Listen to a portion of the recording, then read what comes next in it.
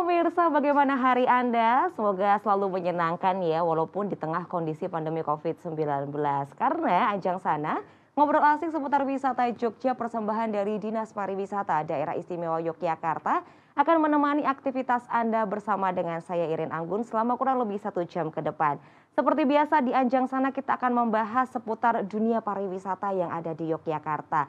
Pastinya tidak kalah menarik dengan episode selanjutnya karena hari ini kita akan membahas mengenai wisata halal di Jogja. Seperti apa konsep, peluang dan juga tantangannya. Namun tahukah pemirsa bahwa di tahun 2019 kemarin Indonesia menorehkan prestasi di kancah internasional, yaitu diraihnya peringkat pertama sebagai destinasi wisata halal dunia versi Global Muslim Travel Index. Dan untuk tahun 2021 ini menurun pemirsa menjadi peringkat keempat setelah Malaysia, Turki dan juga Arab Saudi. Dan tentunya penurunan ini disebabkan dengan adanya pandemi COVID-19. Lalu seperti apa kemudian prospek wisata halal yang ada di daerah istimewa Yogyakarta dan juga seperti apa peluang dan tantangannya? Boleh kita langsung berdiskusi dengan 3 narasumber yang sudah hadir secara virtual di Anjang sana hari ini. Sudah ada Bapak Insinyur Imam Taufik. Beliau merupakan anggota Komisi D DPRD Daerah Istimewa Yogyakarta. Halo Bapak Imam Taufik. Halo, salam sehat, salam bahagia. Luar biasa, salam sehat dan salam bahagia begitu ya Pak Imam ya. Ini menjadi kunci di tengah kondisi yang tidak menentu saat ini. Ini kesibukannya apa Pak Imam di tengah kondisi PPKM ini nih? Iya, tentu saja sesuai dengan ketugasan saya di DPRD. Ya, kita banyak membahas hal-hal yang terkait dengan bagaimana kita merespon situasi kondisi yang ada di masyarakat di Oke, berarti masih tetap bekerja begitu ya Pak ya? Iya. Oke, mantap. Luar biasa. Terima kasih Pak Imam. Dan selanjutnya kali ini sudah tidak asing lagi ada Ibu Marlina Handayani. Beliau merupakan Kepala Bidang Pemasaran Dinas Pariwisata Daerah Istimewa Yogyakarta. Kita langsung sapa. Halo Ibu Marlina. Iya, salam sehat juga Mbak Anggun. Waduh, salam luar biasa. Bahagia. Baik, ini untuk outfit hari ini di Zoom kali ini luar biasa ya Bu ya, warnanya cantik sekali. Terima kasih untuk Ibu Marlina. Selanjutnya. Secantik Mbak Anggun pokoknya. Aduh, jangan Bu, besar kepala berat nanti saya Bu, nggak konsen. Baik, terima kasih Ibu Marlina. Dan kemudian yang terakhir ini ada Bapak Asmoro Handrianto. Beliau ini merupakan General Manager Hotel Grand Rohan Jogja. Halo Bapak Aan. Sehat ya Pak Aan? Alhamdulillah sehat. Oke, ini lagi di mana ini Pak Aan? Di rumah atau sedang di tempat kerja nih? Yang jelas PPKM kita taati Mbak, jadi di rumah saja. Oke, mendukung pemerintah ya sekarang ya, saat ini di rumah saja. Baik, terima kasih Pak Imam, Ibu Marlina dan juga Bapak Aan. Dan hari ini kalau boleh saya ulangi, kita akan membahas mengenai wisata halal di Jogja. Seperti apa konsep, peluang dan juga tantangannya. Mungkin saya ke Ibu Marlina terlebih dahulu. Untuk wisata halal, ini sebenarnya konsep yang diusung ini seperti apa Bu? Mungkin pemirsa ini belum terlalu mengerti mengenai wisata halal. Ini seperti apa? Silakan Ibu Marlina. Ya, baik, terima kasih. Salam sehat kembali ya. Jadi betul. Dengan PPKM mandiri ini pun kita tetap harus semangat. Betul. Membahas segala sesuatu yang berkaitan dengan pariwisata. Pokoknya optimis ya Mas An. Itu ya Pak Imam ya. Pokoknya kita harus optimis dulu. Nah itu adalah modal kita awal mula. Baik. Bicara mengenai wisata halal itu yang kalau kami lihat dari Global Muslim Travel Index itu yang di launching di tahun 2014. Kemudian di 2018-19 Indonesia itu mencapai rekor yang peringkat kedua, kemudian peringkat pertama di 2019. Padahal di situ sudah punya target bahwa di 2019 itu yang semula berapa? 140 juta atau 140 juta wisatawan khusus ke Indonesia dari wisata halal harusnya 160 juta. Ya kan? Itu prediksinya di 2000. Kembali ke wisata halal. Kalau wisata halal itu lebih ke begini Mbak Anggi. Iya. Jadi sebuah destinasi yang mana itu siap untuk menjadi wisata halal adalah destinasi yang siap yang telah menyediakan segala sesuatunya kebutuhan bagi wisatawan khususnya Muslim. Dan kalau kita melihat ke belakang ya, bahwa wisata halal di Indonesia pun itu pun sudah dilakukan dengan adanya konsep friendly Muslim. Benar tidak, Mas Aan? Jadi beberapa hotel, restoran, destinasi itu sebetulnya sudah menuju bagaimana untuk memberikan servis, memberikan pelayanan yang mana sudah mengarah ke wisata halal atau friendly Muslim tadi, dengan toilet yang dipisahkan antara perempuan dan laki-laki, kemudian juga untuk tempat sholatnya tentunya pintu masuknya dan sebagainya. Nah ini sebetulnya sudah dari awal itu kita sudah mulai mengarah ke situ juga sejak di 2014. Nah dengan di launchingnya itu, dan di tahun itu pun sepertinya terbentuknya forum halal tourism FHT. Nah FHT ya, forum halal tourism yang terdiri dari beberapa industri pariwisata atau tergabung dalam GIPI seluruh Indonesia. Itu tergabung ada sekitar 124 anggota. Nah sejak itu maka mulai tergeraklah untuk mengemas. Jadi masing-masing industri itu mulai tergerak bagaimana untuk menggarap lebih fokus ke wisata halal. Oke, baik. Terima kasih Bu Marlina. Kita ke Pak Imam. Pak Imam, terkait dengan tren terbaru atau gaya berwisata baru di tengah situasi pandemi saat ini apakah bisa dikorelasikan dengan potensi pariwisata halal di Jogja begitu? Kalau menurut Pak Imam sendiri seperti apa? Baik. Terkait dengan tren ya, wisata halal ya, sebenarnya potensinya saya kira sangat besar ya untuk level DIY ya, karena ada beberapa faktor pendukung yang sangat bagus untuk mengarah ke sana. Gitu. Jadi misalnya dari aspek sejarah ya, kita tahu bahwa DIY itu dulu adalah kerajaan Islam Mataram ya, tentu saja ada warisan-warisan budaya yang berlatar belakang Islam itu juga sangat kental.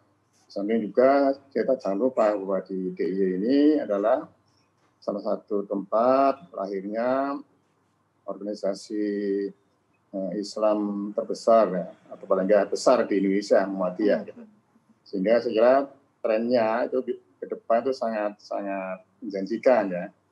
Tentu saja ini ada banyak tantangannya ya, terutama di kalangan para pelaku wisata ya, bagaimana menangkap peluang ini dengan sebaik-baiknya. Di samping itu saya kira harus ada backup ya, yang bagus ya dari pemerintah ya. Dalam ini terutama backup di aspek regulasi ataupun di aspek fasilitas-fasilitas kepada para pelaku wisata agar tadi sampaikan Bu Marlina ya, sertifikasi halal ya, baik kepada lembaga ataupun perorangannya itu bisa di backup oleh pemerintah daerah sehingga sinergi gitu antara kebutuhan di lapangan dengan potensi atau peluang yang besar. Apalagi kalau saya lihat di data ya, sebenarnya wisata yang ke DIY ini yang dari mancanegara itu banyak dari Malaysia gitu.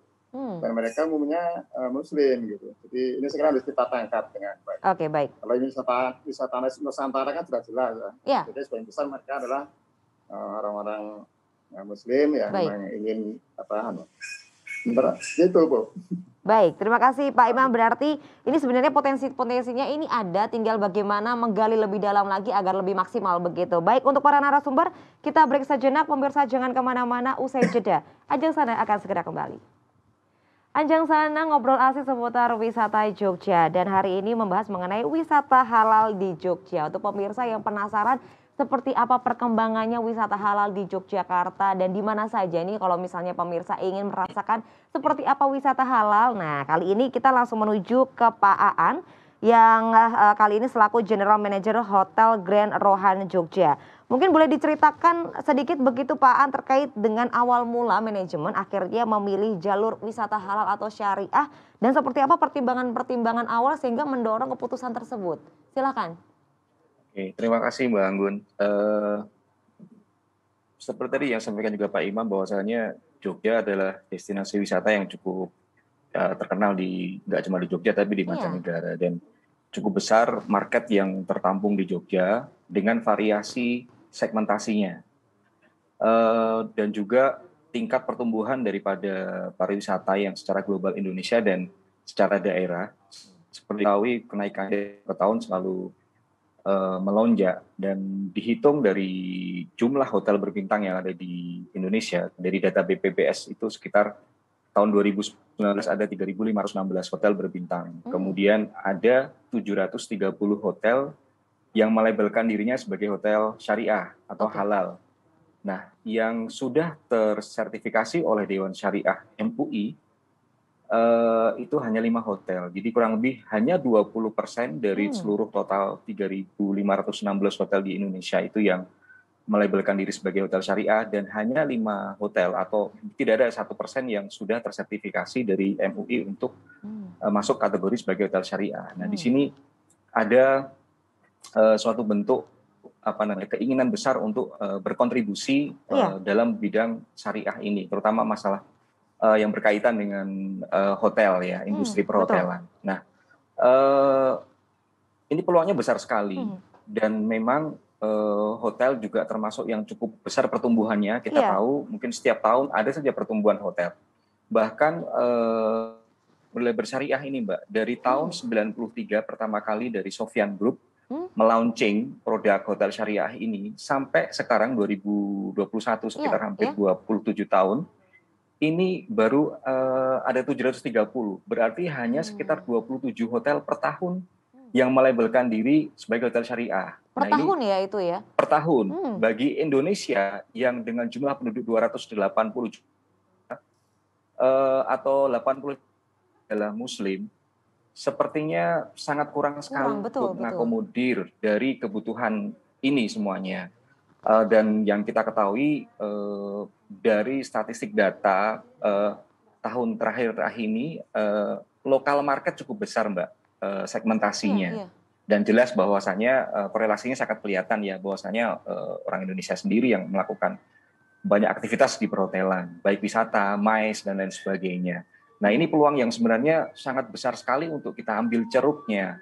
Dan secara korporasi juga banyak yang tumbuh, seperti university, banking, kemudian leasing, insurance, ataupun sebagainya. Itu hospital pun banyak yang dari sisi syariah tumbuh. Nah, inilah yang bisa sangat besar sekali kita ambil peluangnya untuk kita bisa jadikan kontribusi syariah di sisi itu. Jadi linknya masih dapat Mbak di situ. Baik, ini menarik ya untuk Pak Aan, sebenarnya fakta yang baru saja tadi disampaikan, ternyata untuk pertumbuhan dari hotel syariah salah satunya ini ternyata cukup rendah ya begitu ya per tahunnya ya. Dan ternyata untuk peluangnya ini masih terbuka lebar begitu untuk membuka jalur wisata halal ataupun syariah. Kita langsung menuju ke Ibu Marlina terkait dengan wisata halal yang ada di Jogja. Ini sebenarnya untuk destinasinya di mana saja sih Bu? Kalau kita melihat ya, jadi kalau potensi wisata halal di Jogja seperti yang disampaikan Pak Imam tadi, sebetulnya tersebar di banyak kabupaten. Ya, banyak kabupaten untuk destinasinya. Karena di situ bahwa sudah terdapat itu kalau kita melihat sejarah dari zaman Megalitikum sampai ke Mataram Islam. Memang di Jogja ini banyak sekali tempat-tempat yang kalau ditarik itu pasti mempunyai sejarah Islam. Nah, kemudian untuk yang untuk Mataram Islam pun itu, dari kerjaan Mataram Islam itu kalau di Jogja yang tersentral dari Kota Gede, kemudian Keraton dan sebagainya, ini menjadi salah satunya. Nah, saya kira di Kabupaten Gunung Kidul pun, kemudian di Kabupaten Sleman, kemudian di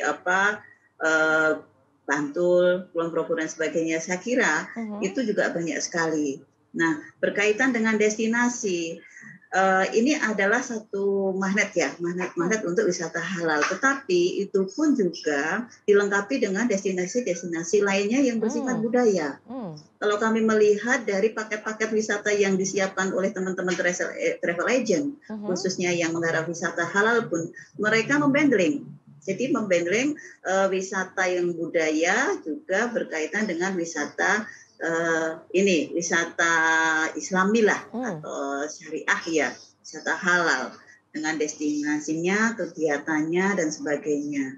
Tentunya ini perlu dukungan-dukungan juga dari masyarakat dalam arti masyarakat sekitar destinasi itu sendiri. Mereka mungkin ya kalau misalnya di situ pada saat paket yang dijual itu wisata halal, kemudian di situ mengangkat satu daerah. Nah, masyarakat sekitarnya mungkin bisa memberikan, istilahnya harus bekerja sama juga, bisa memberikan gambaran atau image bahwa di situ daerah situ tuh betul-betul memang mempunyai magnet untuk kegiatan atau situs-situs yang masih berbau Islami. Nah, ini berkaitan dengan destinasinya. Kemudian juga tadi sampaikan Mas Aan ya, baru sedikit mungkin berapa persen yang Mas Aan ya, bahwa di Jogja pun ya itu untuk industri pariwisata khususnya hotel, berkaitan dengan hotel itu pun kita masih mengkategorikan yang tersertifikasi itu adalah dari kitchennya.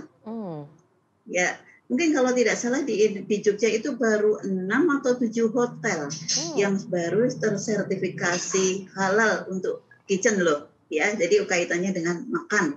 Nah, itu baru 7 kalau tidak 8 lah. Seperti Ispak itu sudah ya. Kemudian tempatnya Mas Aan, kemudian Cakra Kusuma, Jalan Kaliurang itu, kemudian Five Malioboro dulu di Kota Baru itu, Kota Baru itu, kemudian apalagi ya, Pesona Tugu ya. Nah, baru sebagian itu. Nah, ini jadi masih menjadi PR kita. PR kita bagaimana untuk mengangkat tidak hanya just the kitchen, tidak hanya dari kitchen untuk sertifikasi untuk wisata halalnya, tapi untuk sampai ke syariah itu tadi. Sehingga setiap tahunnya kita bisa memberikan kontribusi kepada dunia, kepada Indonesia, untuk mewujudkan beberapa hotel-hotel yang tadi seperti Dafang Wuhan ya, menjadi hotel syariah. Oke, baik. Terima kasih untuk Ibu Marlina. Karena betul kata Pak Imam, Malaysia saya kira. Ya. Oke, gitu Mbak Anggun. Baik, terima kasih untuk Ibu Marlina. Ini mohon maaf untuk sambungan ini memang agak terputus. Jadi saya belum bisa mendengar terlalu jelas begitu untuk Ibu Marlina. Nanti kita akan lanjutkan lagi. Jadi kita betul. Jadi kita menuju ke Pak Imam terkait dengan informasi sekali lagi atau data yang tadi disampaikan oleh Pak Aan. Begitu ternyata belum terlalu banyak untuk pertumbuhan dari wisata halal atau syariah termasuk di hotel-hotel yang ada di Yogyakarta. Ini sebenarnya ada fenomena apa begitu Pak? Karena memang pasarnya ini sebenarnya masih terbuka luas, tapi untuk pertumbuhannya ini masih tergolong sedikit begitu. Ya, yang paling tahu Mas Aan dan kawan-kawan ya, Pak, kira-kira begini. Jadi di dalam frame mungkin sebagian pengelola hotel itu untuk mengurus hotel yang bersertifikat halal ya, itu saya kira bukan sesuatu yang mudah, mungkin prosesnya agak rumit, agak ribet ya. Nah, ini mungkin salah satu sisi gitu ya, soal kesulitan, hambatan-hambatan di birokrasi untuk memenuhi kebutuhan itu. Yang kedua ya, memang saya kira ini belum ditangkap barangkali ya oleh teman-teman para pengelola hotel, bahwa sesungguhnya ketika sebuah hotel itu sudah berlabel halal, itu sebenarnya sangat menjanjikan. Karena yang berlabel halal atau kalau syariat itu sebenarnya bukan hanya orang-orang muslim yang senang, tapi saya kira ya orang-orang non-muslim juga tidak masalah dengan label itu.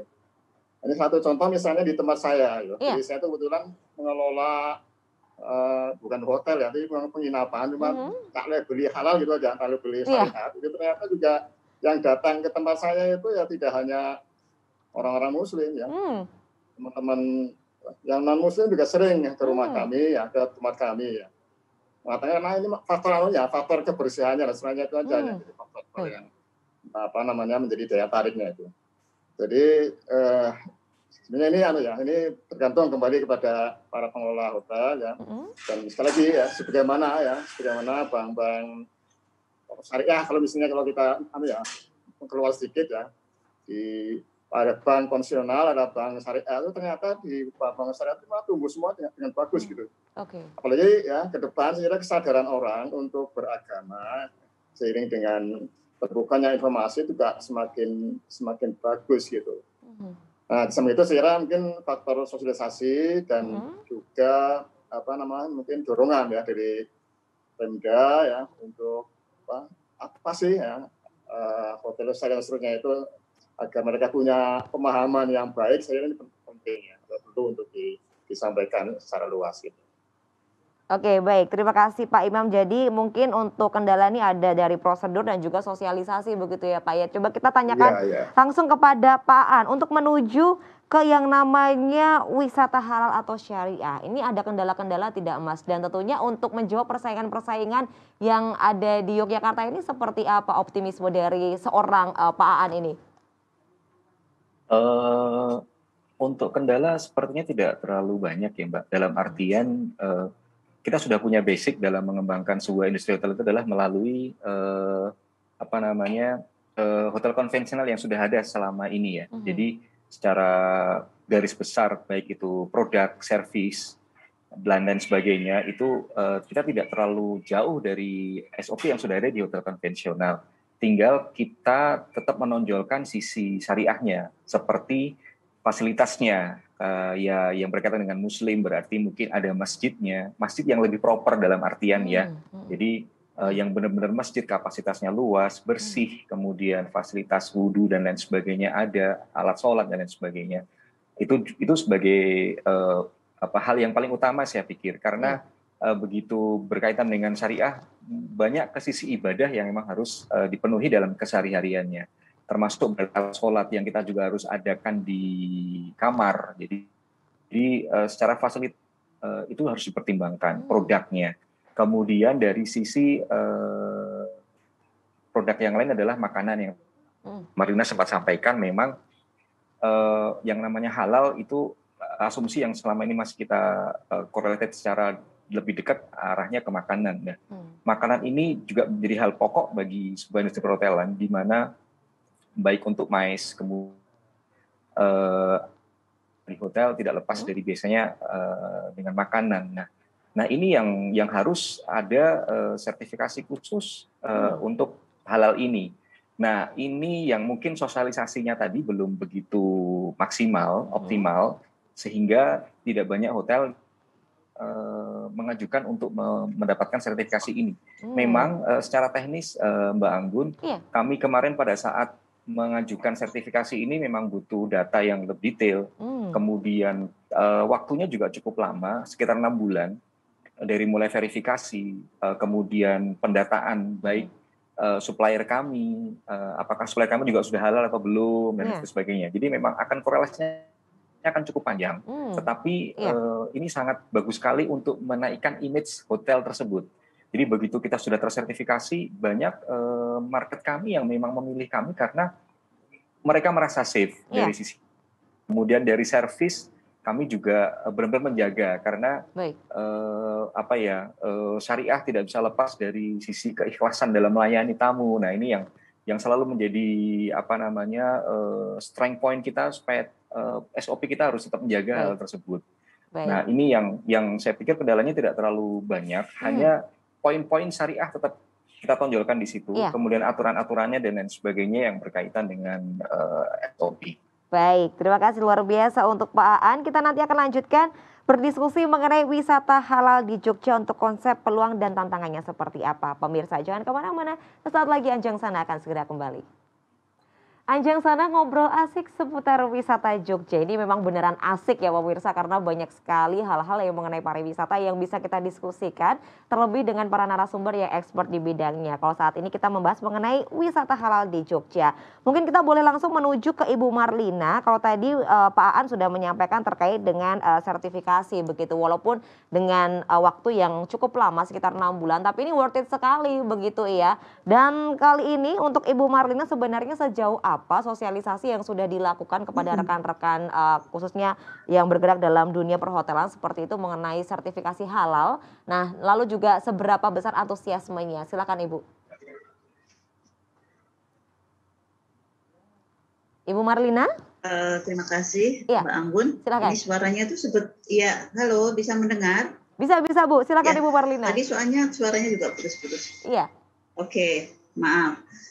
Jadi begini, yang kami lakukan, jadi kita fokus dari bidang industri sudah menyiapkan beberapa bagaimana untuk meningkatkan kesiapan dari para industri di beberapa ini untuk segmen pasar. Di sini wisata halal, tentunya di sini kami juga melakukan sosialisasi bagaimana sih ke depan terkait dengan di sini new normal, seperti apa yang akan kita lakukan.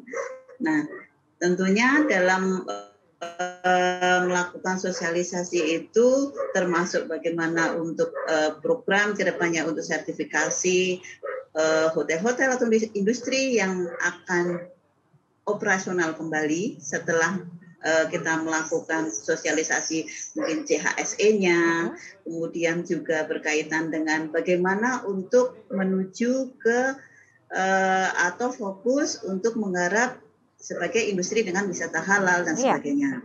Nah, tentunya kita koordinasi dan sinergi dengan Kementerian Pariwisata dan Ekonomi Kreatif. Nah, dari beberapa program training dan kemudian setelah dilakukan training, sosialisasi, kemudian juga dilakukan sertifikasi kerjasama dengan LSP ya untuk meningkatkan dari UJP yang siap untuk menuju ke wisata halal tentunya. Salah satunya juga yang tidak boleh dilupakan adalah pemandu atau tour leader. Nah, pemandu wisata selain juga industri yang harus kita siapkan juga pemandu wisata atau guide. Kondisi saat ini guide yang ada di Yogyakarta khususnya kita masih kekurangan banyak ya Mas Aan, yaitu guide bahasa Arab, guide bahasa Mandarin, guide bahasa Mandarin, Arab, kemudian Itali. Nah, termasuk bahasa Arab ini kalau kita mau menuju ke wisata halal, tentunya kalau kita memang tidak terlepas hanya dari Timur Tengah ya, tetapi untuk menuju ke situ juga kita harus menyiapkan sampai ke tour leadernya, kemudian juga ke guide-nya. Nah, itu masuk di situ Mbak Anggun. Karena ini jadi satu kendala juga sampai travel agent pada saat dia harus handle tamu. Kemudian dikarenakan ketersediaan guide, travel agent itu sendiri justru malah mendapatkan keuntungan itu lebih kecil daripada guide-nya itu, karena guide itu memberikan harus untuk fee-nya itu harus sekian begitu. Iya, jadi mereka sudah pasang tarif karena memang merasa bahwa tidak banyak yang bisa memberikan pelayanan untuk bahasa itu. Nah, jangan sampai terjadi. Ini sudah terjadi untuk bahasa Mandarin kalau tidak salah, itu yang kami dengar dari teman-teman. Nah, ini jangan sampai terjadi. Nah, itu yang kami lakukan. Nah, terkhusus sekarang dari masa pandemi di mana sekarang juga terjadi pergeseran kebutuhan wisatawan. Artinya kebutuhan wisatawan adalah wisatawan sekarang sudah cerdas, sudah mencari baik destinasi, baik industri, tempat wisata yang akan dituju bahwa betul-betul aman, betul-betul sehat, betul-betul bersih, atau harus memenuhi CHSE. Inilah yang menjadi basic kita nanti ke depan, dan ini adalah momen yang sangat tepat bagaimana kalau kita monggo Pak Imam dengan Pak ya, mari kita wujudkan, kita kita dongkrak, kita dorong wisata halal di Jogja ini semakin meningkat, kesempatan yang sangat baik. Kita memang betul-betul quality tourism ini yang sekarang menjadi tujuan wisatawan. Nah, seiring dengan itulah maka kita menyiapkan untuk semua pasar, baik wisata halal maupun wisata secara umum, CHSE itu harus menjadi modal yang utama. Sertifikasi CHSE harus sudah dimiliki oleh semua industri, termasuk destinasi dan usaha jasa pariwisata. Itu, iya, saya kira itu yang menjadi sangat penting dan menuju ke situ nanti saya yakin kalau ingin menggarap wisata halal, istilahnya hanya tinggal beberapa yang dipoles. Ya, hanya beberapa yang tinggal dipoles tadi.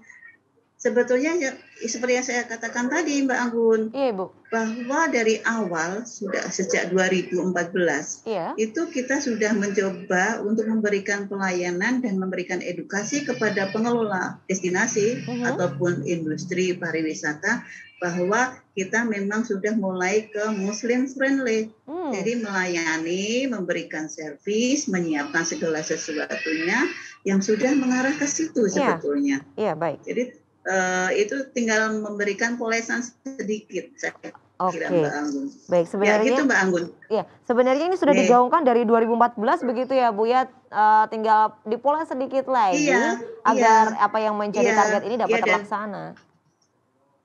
Iya, dan dari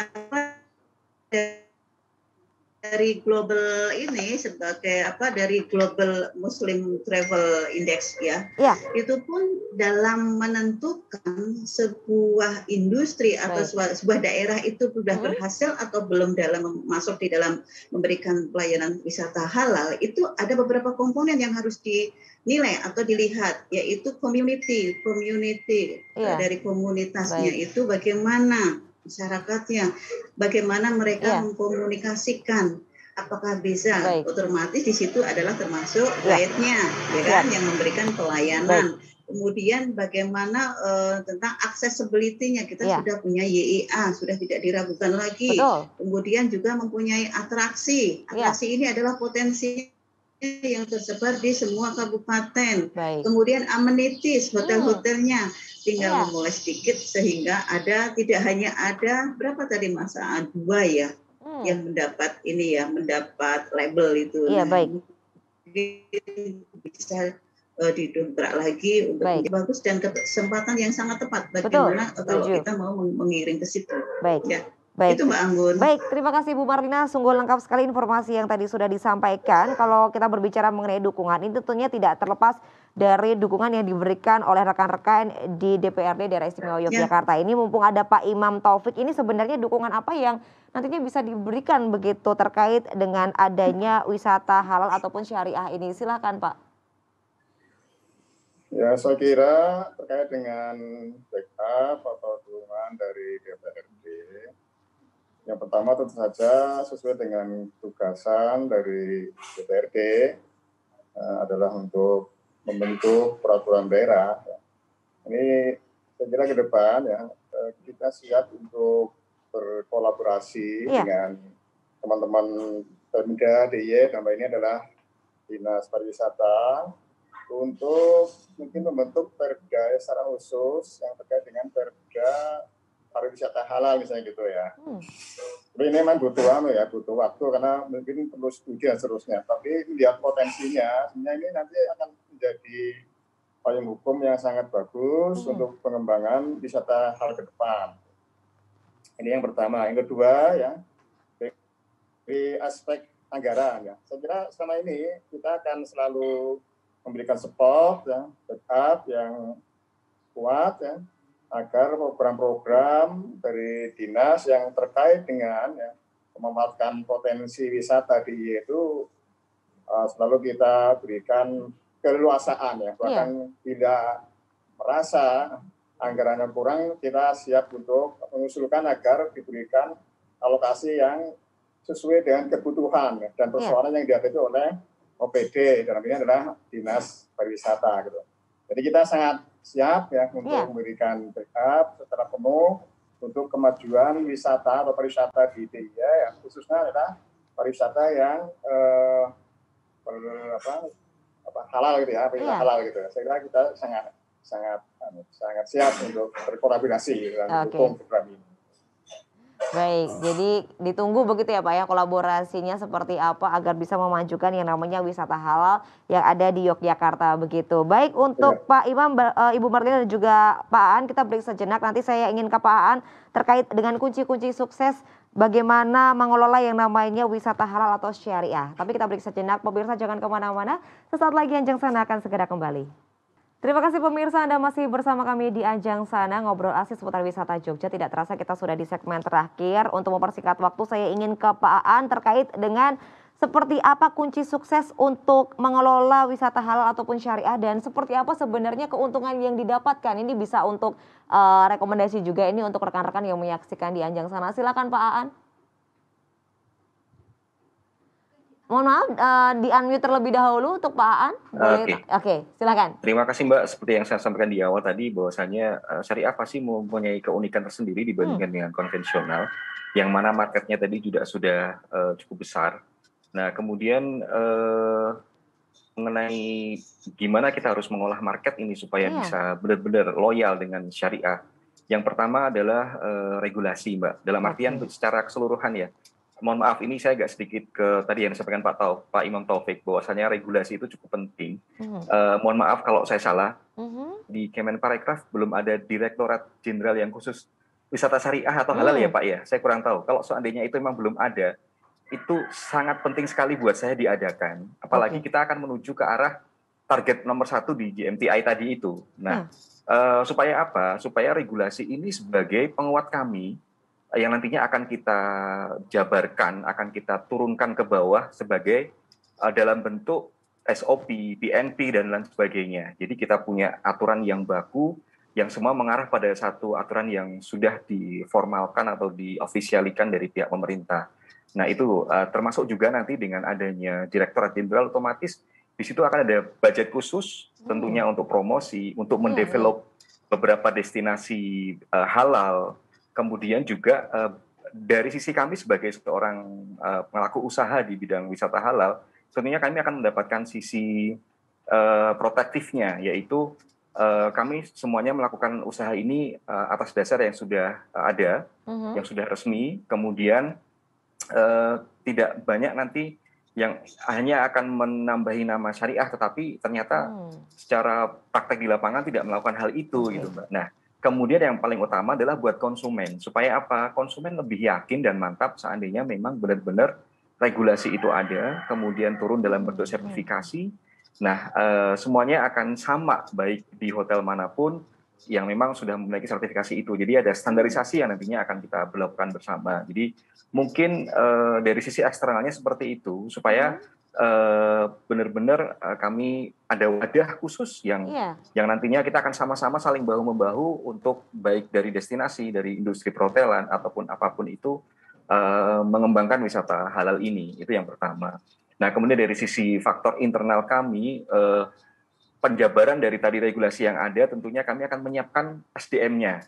Karena namanya hotel industry, hospitality ini ya sudah kita belajar dari sekarang ini ya. Mungkin kalau dengan kondisi COVID yang terjadi ini kan yang paling banyak berteriak teman-teman di PHRI, karena memang industri kami adalah industri manual, Mbak. Industri yang datang dari human resource-nya, tidak dengan sistem, tidak dengan alat bantu ataupun teknologi. Jadi kami masih menggunakan hospitality sebagai bentuk dari pelayanan terhadap tamu kami. Jadi tentunya dengan ada regulasinya itu, kami akan mengembangkan SDM kami supaya mampu bersaing, mampu meningkatkan level yang akan dituju. Jadi benar-benar standarisasi seorang hotelier yang berada di ranah wisata halal adalah harus mempunyai kompetensi bla bla bla sekian. Nah ini yang penting buat kami untuk menggenjot lagi dari sisi pelayanan di bidang perhotelan.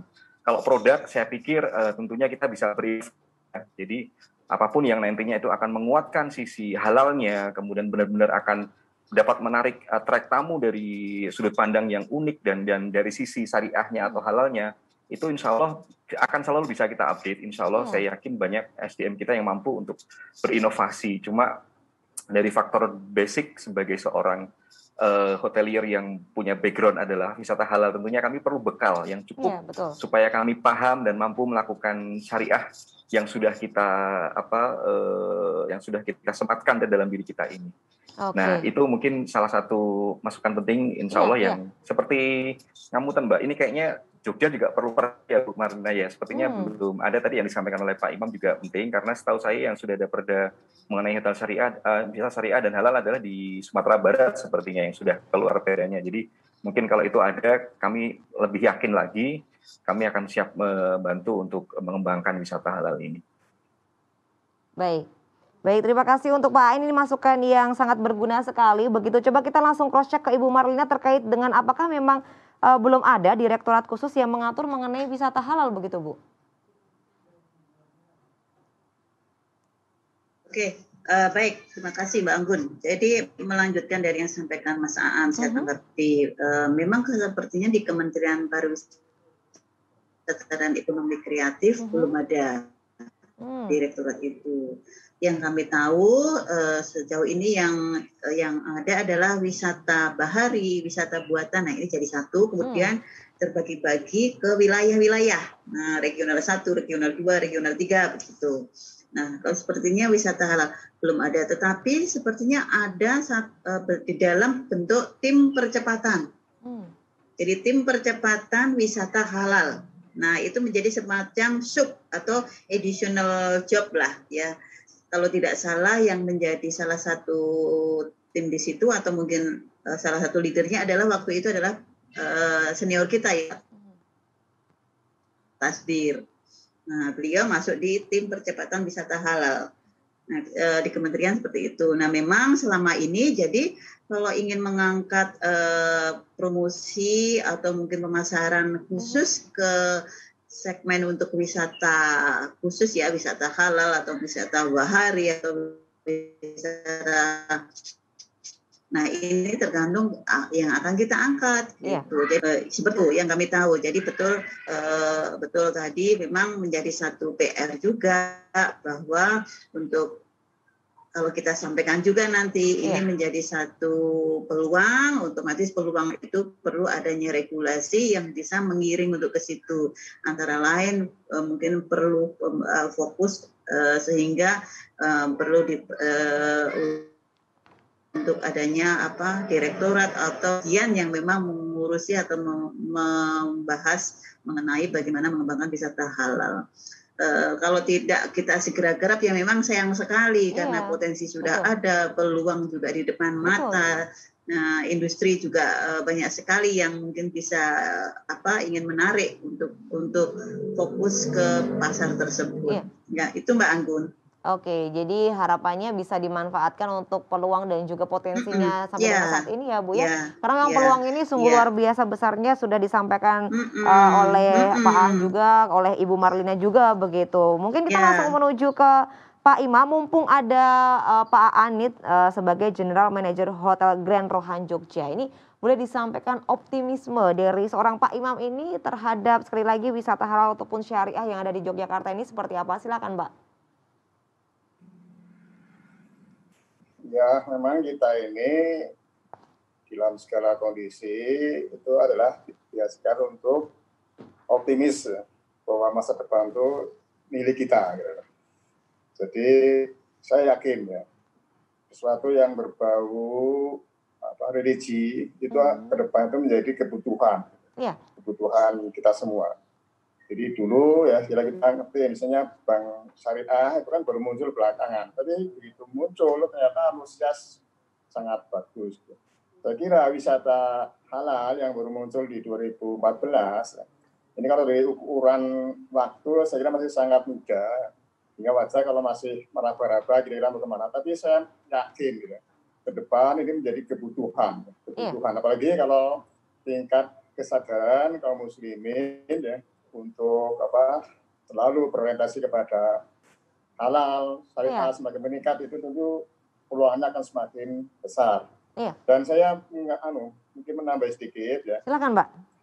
Sesungguhnya terkait wisata halal itu bukan hanya ya pada destinasinya gitu ya, tapi sesungguhnya yang paling utama itu adalah di pelayanannya. Pelayanannya itu sangat penting ya. Jadi misalnya tour leader yang mengajak wisatawan yang berlabel halal itu tentu mereka harus paham juga ya hal yang bisa membangkitkan ya semangat religi para peserta tur itu. Kemudian di tempat-tempat atau di lokasi wisata itu bagaimana pelayanan yang terkait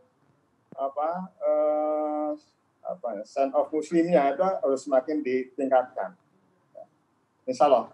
Nah, kemudian terakhir sekali ya dari sisi regulasi sekali lagi kami siap untuk kolaborasi dengan Dinas Pariwisata untuk membuat ya peraturan daerah atau paling tidak ya kalau sekarang itu ada misalnya perda terkait dengan pemandu wisata lah itu kalau perlu dibenahi secara khusus ya yang ada terminologi halalnya sih itu bisa dilakukan tambahan tambahan pasal ke perda itu sih bisa juga itu. Kira begitu Pak, pokoknya optimis lah. Optimis.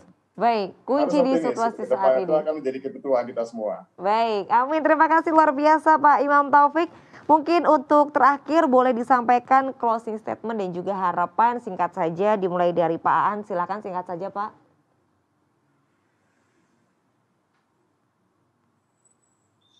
Terima kasih Mbak Anggun.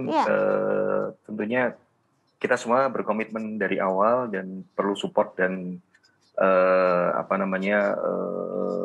semua kita punya visi dan misi yang sama untuk bagaimana caranya kita mensinergikan dari semua pihak untuk mendevelop wisata halal ini. Tadi mungkin banyak dibahas mulai dari produk, mulai dari potensi dan lain sebagainya.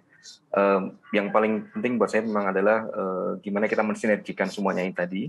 Kita selalu komunikasi, kita mungkin ada asosiasi, kita ada selalu continue untuk selalu mengikuti atau update atas apa yang nantinya akan selalu kita inovasikan sehingga target dan tujuan kita ini tercapai dengan harapan kita semuanya. Oke, baik, terima kasih Pak Aan. Untuk Ibu Marlina, seperti apa closing statement dan juga harapan? Singkat saja, silakan Ibu. Baik, terima kasih. Jadi kalau kami, tentunya kami dari pemerintah, pertama sangat-sangat mendukung ya, sangat mendukung apa yang menjadi keinginan atau mungkin atensi dari teman-teman industri, khususnya bagaimana untuk kita mengembangkan wisata halal khususnya. Dan pada saat ini justru ini juga menjadi satu titik untuk kick off yang sangat tepat jika sekarang ini kita ingin betul-betul menggarap wisata halal tersebut, karena memang di saat pandemi ini hampir semua konsep dari pariwisata masih berkutat kepada quality tourism, yang mana di dalamnya adalah salah satunya tentunya adalah wisata halal. Karena CHSE dan bentuk-bentuk tentang kebersihannya, tentang kenyamanannya dan sebagainya, prokesnya kan harus tetap dilakukan.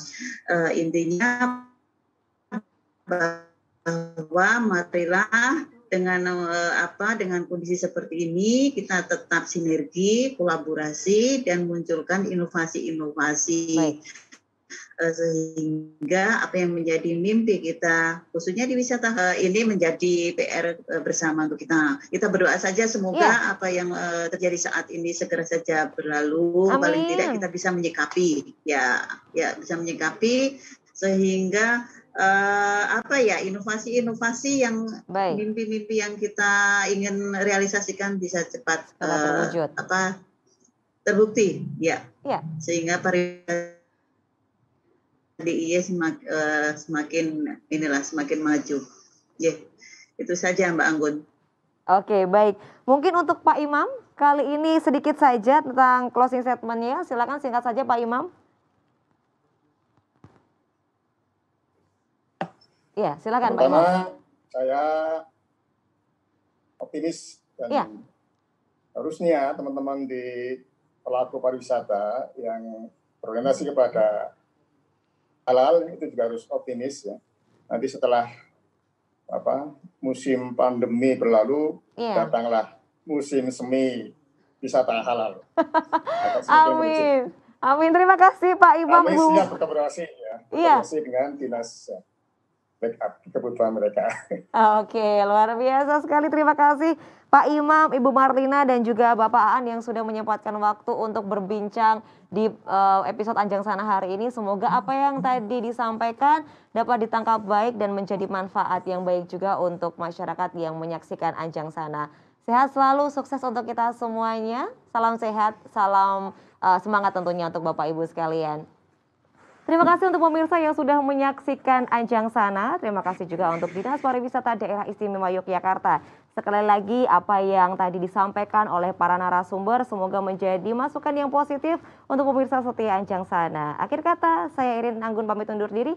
Ingat 5M dalam setiap kegiatan Anda. Sampai jumpa.